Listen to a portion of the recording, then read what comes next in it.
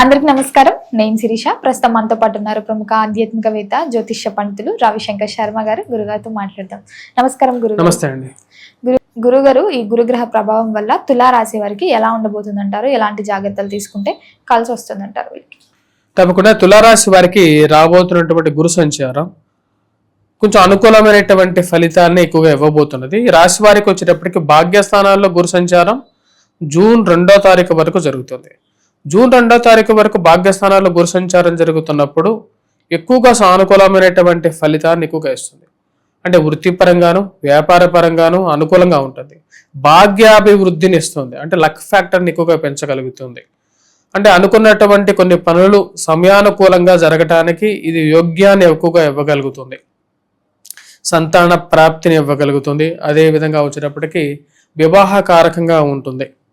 వివాహం జరగటానికి మరియు అదేవిధంగా వచ్చేటప్పటికి తండ్రితో సత్సంబంధాలను ఏర్పరచుకోవటానికి, తండ్రి తరపు నుంచి రావలసినటువంటి స్థిరచరాస్తుల్లో కూడా అనుకూలమైనటువంటి ఇది కూడా ఇవ్వగలుగుతుంది. ఈ రాశి వారికి వచ్చేటప్పటికి వృత్తిపరంగా వ్యాపార పరంగా కూడా ఈ యొక్క జూన్ 2వ తారీఖు వరకు అనుకూలంగా ఉంటుంది.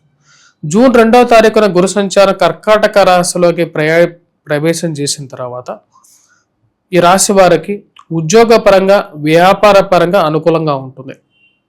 అంటే గురువు ఉచ్చ స్థానాల్లోకి రాజ్యస్థానాల్లోకి రావటం ద్వారా ఈ రాశి వారికి కొన్ని విషయాల్లో అనుకూలంగా ఉంటుంది. గురువు యొక్క దృష్టి ధనస్థానం మీద ఉన్నందువల్ల ఈ రాశి వారికి వ్యాపార పరంగా రొటేషన్ బాగుండటం ఒక మంచి శుభ పరిణామంగా చెప్పచ్చు. అదేవిధంగా వచ్చినటువంటి డబ్బులో కొంచెం ఎక్కువగా డబ్బు ఖర్చు అవడం కూడా జరుగుతూ ఉంటుంది. ఈ రాశి వారికి రాజ్యస్థానంలోకి గురు సంచారం ద్వారా ఉద్యోగపరంగా మార్పు చేర్పులు జరిగి ఉద్యోగపరంగా అభివృద్ధి దిశలోకి ముందుకు వెళ్ళగలుగుతారు. ఈ రాశిలో ఉండేటువంటి విద్యార్థులకి ఉద్యోగస్తులకి ఒకంత లాభదాయకమైనటువంటి ఫలితాలు ఇస్తుంది. విద్యార్థుల మటుకు కొంచెం కాన్సన్ట్రేట్ చేయాలి. ఎందుకంటే భాగ్యస్థానంలో గురువు ఎక్కువగా సానుకూలమైనటువంటి ఫలితాలు ఇస్తాడు. రాజ్యస్థానాల్లో కొంచెం మిశ్రమంగానే ఉంటుంది, కానీ వ్యాపార పరంగాను అనుకూలంగా ఉంటుంది. అక్టోబర్, నవంబర్, డిసెంబర్లో విద్యార్థులకి ఉద్యోగస్తులకి అందరికీ అనుకూలమైనటువంటి ఫలితాన్ని ఎక్కువగా ఇవ్వగలుగుతాడు. ఈ రాశిలో ఉండేటువంటి వారు మెయిన్గా స్పెక్యులేషన్స్లో ఇన్వెస్ట్మెంట్స్ అనేది కొంచెం జాగ్రత్తగా ఆచిచూచి పెట్టాలి. అదే వ్యాపార పరంగా కూడా భారీ ఇన్వెస్ట్మెంట్స్ పెట్టేటప్పుడు ఆలోచించి ఇన్వెస్ట్ చేయటం అనేది చెప్పదగినటువంటి ఒక సూచనగా చెప్పడం జరుగుతుంది. మరి కుటుంబ వాతావరణం ఎలా ఉంటుందంటారు? ఈ రాశి వారికి ఈ యొక్క సంవత్సరం సానుకూలమైనటువంటి ఫలితాలే ఉంటాయి. కుటుంబ వాతావరణం బాగుంటుంది. రికగ్నేషన్ అంటే చేసినటువంటి పనికి గుర్తింపు అనేది పొందగలుగుతారు. వీరికి సంఘంలో పేరు ప్రఖ్యాతులు అనేది పొందగలుగుతారు. ఇది ఒక మంచి పరిణామంగానే చెప్పచ్చు. గురుగారు, విదేశాలకు వెళ్ళాలని చాలా మందికి ఉంటుంది విద్యార్థులకి. మరి వెళ్ళే ప్రాసెస్లో ఓకే ఉంటుందా? వాళ్ళకి సక్సెస్ అయ్యే ఛాన్సెస్ ఉన్నాయంటారా? ఈ సంవత్సరం ఈ రాశి వారికి విదేశీయానంలో మీకు కొంచెం మిశ్రమంగానే ఉంటుంది. అక్టోబర్, నవంబర్, డిసెంబర్లో కొంచెం సానుకూలత అనేది ఉంది. వివాహ యోగం ఉందంటారా? ఈ రాశి వారికి వివాహ యోగం అక్టోబర్, నవంబర్, డిసెంబర్లోనే పాసిబిలిటీ ఉంటుంది. మిగతా స్థానాల్లో గురు సంచారం జరుగుతున్నప్పుడు అంత యోగాన్ని ఇవ్వదు. ఈ 3 నెలల్లోనే ఒక మంచి సంబంధం కుదరడానికి అవకాశం అనేది గోచరిస్తూ ఉన్నది. మరి రాజకీయ రంగంలో ఉన్న వారికి, ఈ సినీ కళాకారులకు కూడా ఎలా ఉంటుందంటారు దీని ప్రభావం? సినీ కళాకారులకి ఈ సంవత్సరం అనుకూలంగా ఉంటుంది. మంచి సానుకూలమైనటువంటి ఫలితాలు అనేవి గోచరిస్తూ ఉన్నాయి. కాకపోతే పని అనేది దొరుకుతుంది. 365 days పని అనేది ఉంటుంది. దానికి తగిన విధంగానే ఫైనాన్షియల్ స్టేటస్, పేరు ప్రఖ్యాతుల మటుకు వీరికి ఈ సంవత్సరంలో మంచి పేరు ప్రఖ్యాతులు అక్టోబర్, నవంబర్, డిసెంబర్లో పొందుతారు. కానీ పని మటుకు 365 రోజులు ఎక్కువ కాలం చేయగలుగుతారు. 365 రోజుల్లో గత సంవత్సరంతో పోల్చుకుంటే ఎక్కువ రోజులు పని అనేది ఉంటుంది. బిజీగా ఉంటారు. ఈ రాశి వారికి ఫైనాన్షియల్ స్టేటస్ కూడా కొంచెం మార్పు అనేది జరుగుతుంది. కానీ ఈ రాశి వారికి ఈ యొక్క సంవత్సరంలోనే అక్టోబర్ 31వ తారీఖున రాజ్యస్థానంలో ప్రవేశించినటువంటి ఈ యొక్క గురువు తర్వాత లాభస్థానంలోకి రాబోతున్నాడు.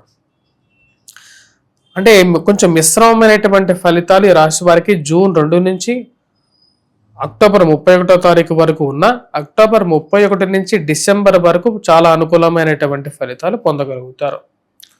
లాభస్థానంలో గురు సంచారం యోగకారకమైనటువంటి ఫలితాన్ని ఎక్కువగా ఇస్తుంది. అంటే వృత్తిపరంగా వ్యాపార పరంగా లాభదాయకమైనటువంటి ఫలితాలు ఇస్తుంది. లాభదాయకమైనటువంటి ఫలితాలు ఇటువంటి ఫలితాలు అంటే మనం చేసినటువంటి పనిలో ఎక్కువగా ఫలదాయం పొందటానికి, అంటే వ్యాపార పరంగా ఇన్వెస్ట్మెంట్స్లో ఎక్కువగా రిటర్న్స్ అనేది ఎక్కువగా పొందగలుగుతారు.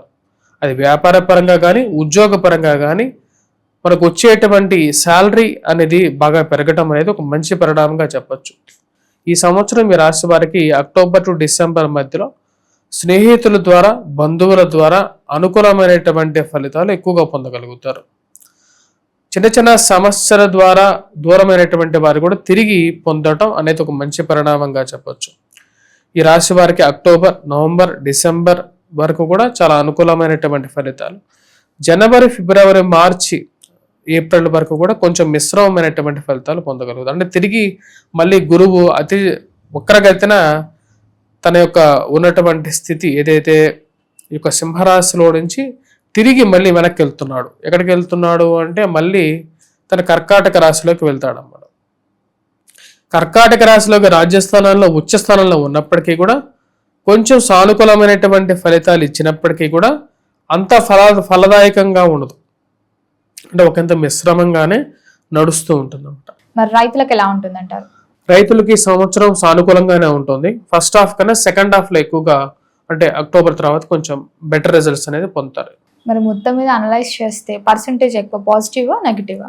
ఈ సంవత్సరం మీ రాశి వారికి 60% పాజిటివ్, 40% కొంచెం స్లోగానే ఉంటుంది. మరి ఎలాంటి రెమెడీస్ చేసుకోవచ్చు అంటారు?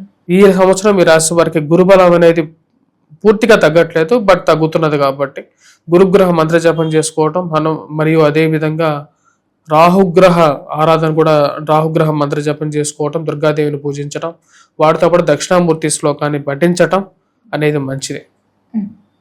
గురుగారు, మొత్తం మీద ఈ గురుగ్రహ ప్రభావం వల్ల తులారాశి వారికి ఎలా ఉండబోతుంది, ఎలాంటి జాగ్రత్తలు తీసుకోవాలో తెలియజేసినందుకు ధన్యవాదాలు.